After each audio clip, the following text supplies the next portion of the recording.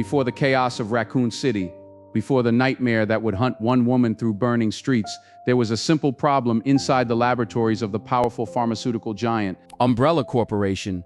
Umbrella had spent years creating biological weapons using the infamous T-virus. These bioorganic weapons were incredibly powerful, monsters capable of tearing apart entire squads of soldiers. But they all shared the same flaw. They were stupid. The virus enhanced strength, speed, and regeneration, but it destroyed higher brain function. Most creatures infected by it turned into mindless beasts that could barely follow instructions. Even the company's greatest creations, the tyrants, were unreliable. Umbrella wanted a weapon that could do more than just kill. They wanted something that could think, and so inside a secret European research facility, scientists began work on one of the most terrifying projects ever attempted in the world of Resident Evil. They called it the Nemesis Project. The foundation of Nemesis began with the Tyrant program. Tyrants were massive humanoid monsters created by carefully selecting human hosts compatible with the T-virus. When the infection worked correctly, the result was a towering super soldier with immense strength and durability. But tyrants still suffered from the same fundamental weakness as other infected creatures. The virus slowly degraded their intelligence. Umbrella Europe decided to solve that problem in a radical way. Instead of fixing the tyrant's damaged brain, they would replace it. Researchers engineered a parasitic organism known as the Ne-alpha parasite. Once implanted into a tyrant's body, this parasite connected directly to the nervous system and acted like a second brain, controlling the host and restoring advanced intelligence. The result was unlike anything Umbrella had ever produced. A tyrant that could reason. A tyrant that could follow complex commands. A tyrant that could hunt. This hybrid creation became known as the Nemesis T-type, nicknamed the Pursuer. And for the first time, Umbrella had built a monster that could truly function like a weapon. Physically, Nemesis was terrifying, even by tyrant standards. Standing well over 2 meters tall with massive muscle mass and nearly indestructible resilience, Nemesis possessed all the brutal power of a tyrant. But the parasite inside him gave him something far more dangerous: purpose. Unlike ordinary zombies or monsters, Nemesis could track targets, plan attacks, and even use heavy weapons such as rocket launchers and miniguns. His intelligence was so advanced that he could recognize specific individuals and relentlessly pursue them. But Nemesis wasn't truly speaking or thinking like a human. The parasite controlled his body like a puppeteer, manipulating a corpse. The tentacles that burst from Nemesis's body during combat weren't just mutations. They were actually extensions of the parasite itself, reaching outward like living cables attached to a monstrous nervous system. This parasitic control gave Nemesis one terrifying advantage: he could adapt.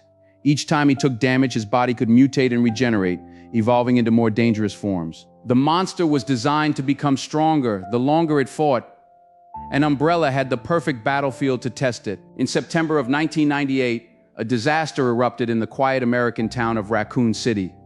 The T-virus escaped from Umbrella's underground laboratories and spread across the entire city. Within days, the population was transforming into zombies and mutants.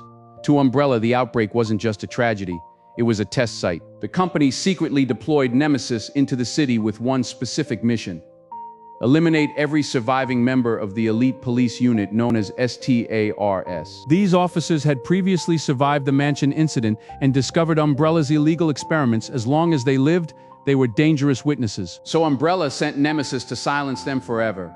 And among those targets was one of the most important characters in the entire series, Jill Valentine. From the moment Nemesis enters the story, his role is different from every other monster in the series. He doesn't wander aimlessly, he hunts. Through burning streets, collapsing buildings, and swarms of zombies, Nemesis relentlessly tracks Jill Valentine across the city. Again and again he appears, unstoppable, crashing through walls, dropping from rooftops, surviving explosions that would kill anything else. And each time he appears, he growls a single word: STARS.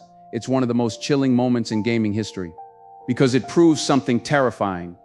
The monster remembers its mission. As the battle continues, Nemesis begins to mutate. The damage he suffers triggers massive biological changes. His body twists, grows larger, and becomes more grotesque with each transformation. First, the parasite reveals itself through long, whipping tentacles, capable of infecting victims with the T-virus.